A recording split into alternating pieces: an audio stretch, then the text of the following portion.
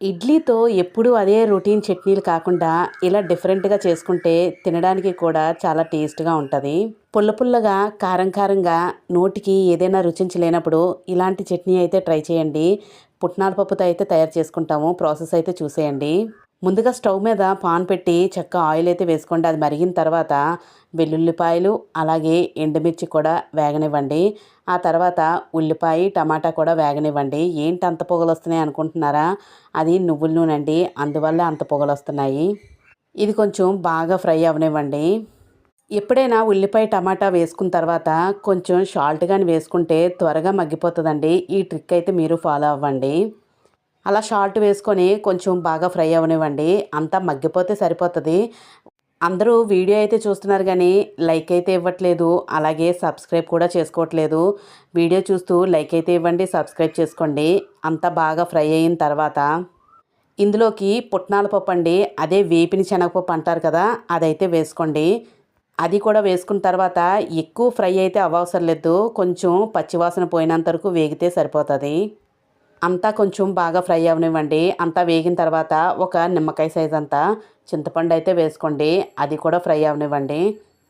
అంతా బాగా ఫ్రై అయిన తర్వాత ఇప్పుడు ఇది మిక్సీ జార్లోకి అయితే తీసుకొని చక్కగా ఫైన్ పేస్ట్ లాగా అయితే మిక్సీ చేసేసుకోండి.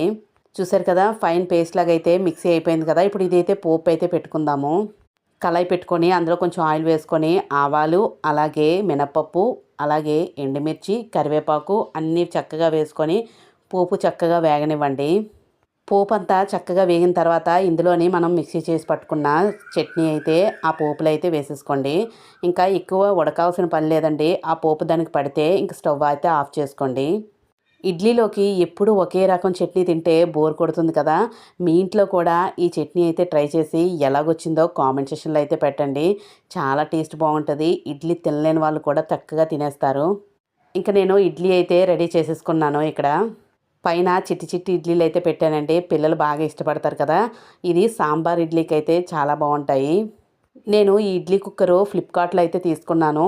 మీకు నచ్చితే తప్పకుండా లింక్ అయితే అడగండి కామెంట్ సెక్షన్‌లోని. తప్పకుండా లింక్ అయితే ఇస్తాను. క్వాలిటీ అయితే చాలా బాగుంది. మీరు కావాలనుకుంటే లింక్ అయితే అడగండి. ఇంక ఫైనల్‌గా ఇడ్లీ అయితే ప్లేట్‌లో వేసుకొని సర్వ్ చేసుకొని తినేయడమే. చాలా బావుంటదండి ఈ చట్నీ. మీరు తప్పకుండా ట్రై చేయండి.